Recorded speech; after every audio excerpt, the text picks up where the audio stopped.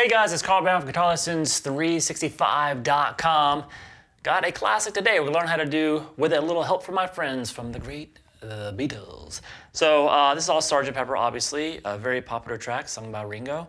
It's pretty simple to play, so I think we'll be able to knock this one out pretty quickly. Now, before I do, please subscribe to the channel if you have not already. Ring the notification bell, it helps and everything. Watch the full video. My new releases, if you can watch them, it really helps you to go, hey, this guy's still making content that's people probably want to look at. So, and then they'll share it with more people. So it really, really helps the life of the channel. And if you really want to support what I do here on YouTube, the best way is actually click that link in the description. That's the link to my Guitar Academy. You've probably heard me talk about it before. It contains all my guitar courses, from complete beginner courses to more advanced courses on technique, improvisation, ear training, and theory. I go live there every weekend and just chat with Academy members and answer their questions every week. So it's a really good community. Hopefully you'll come and join us. So let's get to the track. I'm in standard tuning here. And we're going to start here with that. It kind of exits the previous song with that.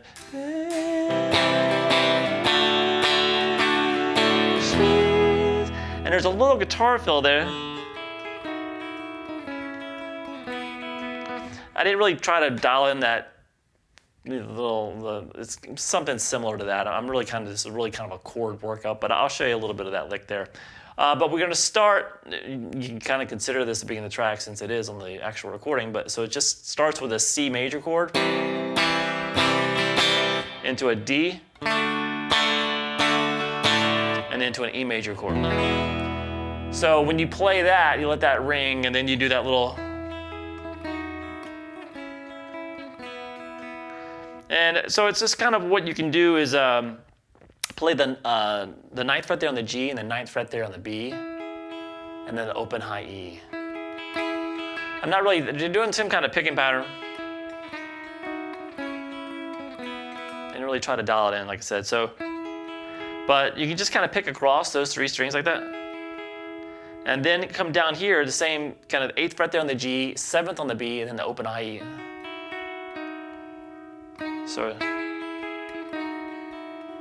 And then take it down 2 frets. So it's the 5th fret there on the B, 6th on the G. And then take it down to the 4th fret there on the G, and the open B, open high E. So this. All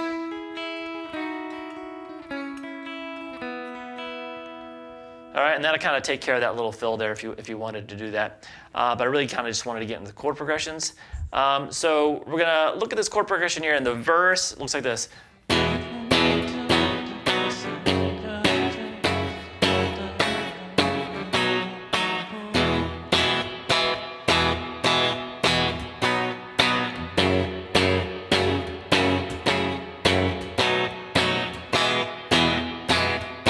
All right, sorry, I don't have the lyrics in front of me, so I can't really sing it for you. But it's an E major chord. And they're doing in this rhythm where you can kind of hit the chord and then just come down and mute the strings. For a large part of the song, just kind of do it like that. So we have that mute thing on the E chord, then it goes to a B major chord.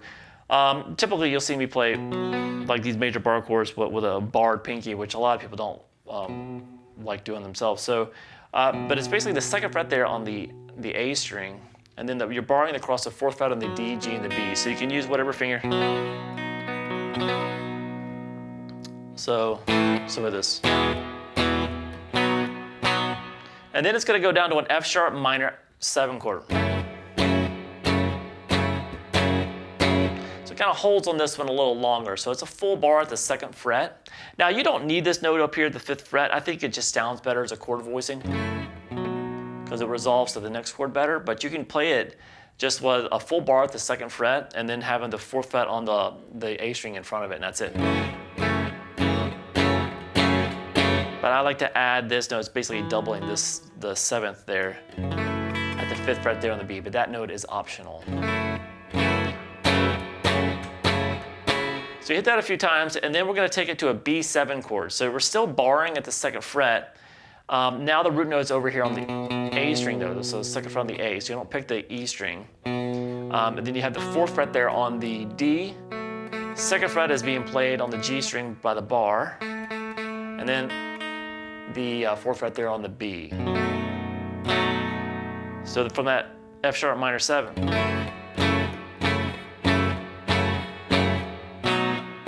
To that B7, back to the E. So all together. And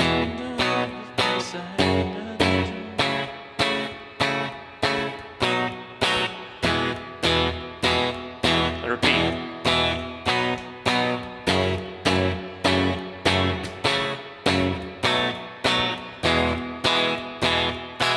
All right, so I did it a couple times there, and then we get to the chorus, which looks like this. And get by.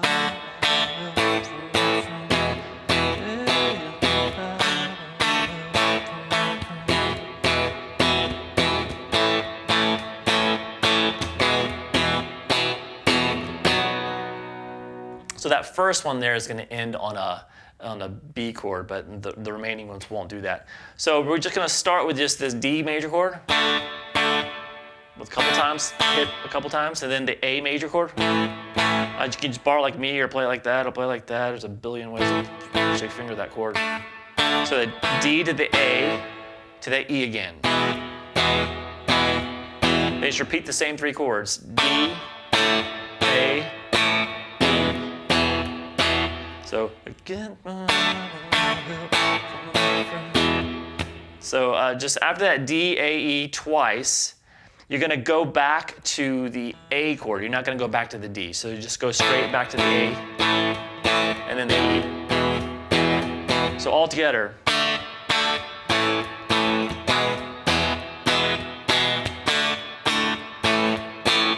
Now straight to the A, back to the E. And then after this first chorus, you're going to stop there and just jump up here and grab a B major chord and hold it. All right, then it goes through the same verse again, same verse chords, the same chorus here, except you don't play this, you don't go up to that chord, you just go, it goes up to a different part of the bridge. So that second chorus, you're not gonna jump up to that B, you're just gonna jump up to this bridge. So the bridge sounds like this. Do you need anybody?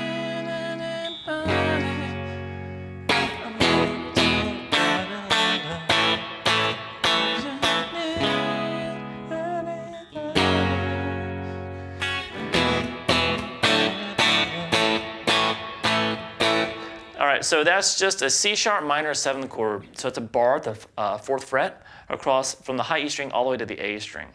So you'll bar there, and then in front of that, you'll play the 5th fret there on the B and the 6th fret there on the D. So we have that.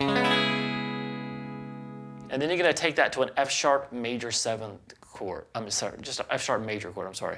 So that's a full bar at the 2nd fret, 4th fret in front of it on the A and the D, and the 3rd fret in front of it on the G string. So you kind of let those chords ring. Do you see that was? Then we go back to that same rhythm for just an E chord, D, A. And then we go back to the C sharp minor 7, and then the F sharp, and then back to the E, D, A. All right, and then it goes back to the same verse again, same chorus as the second chorus without that B at the end, and then the same bridge again.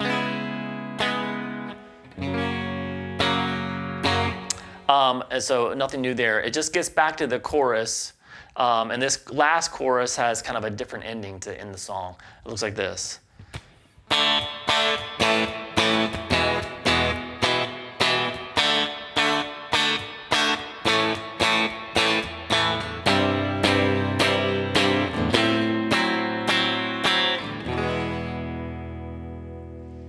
So that last chord I play there, when I'm kind of combining what they're singing and what the instrumentation is to kind of create that, it's a minor 6 chord. So I thought it sounded cool. It's not a guitar-based track anyway, so we're just kind of doing our own voicings anyway. So I thought that sounded cool there, kind of combining what everybody's doing and playing and singing. So now, so it's the same kind of one time through.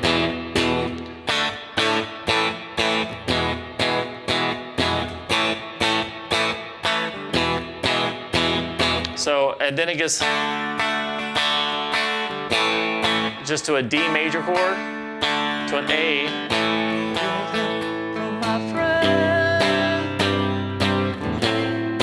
So we have that, we're holding on a D major, strumming that, and then the A is the very end of the song.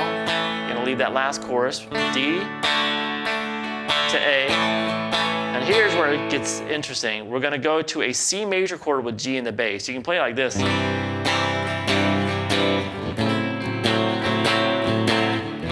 So like that, or it's easier to get to the next chord if you just play it like this. We have a bar at the 3rd fret on the low E and the A.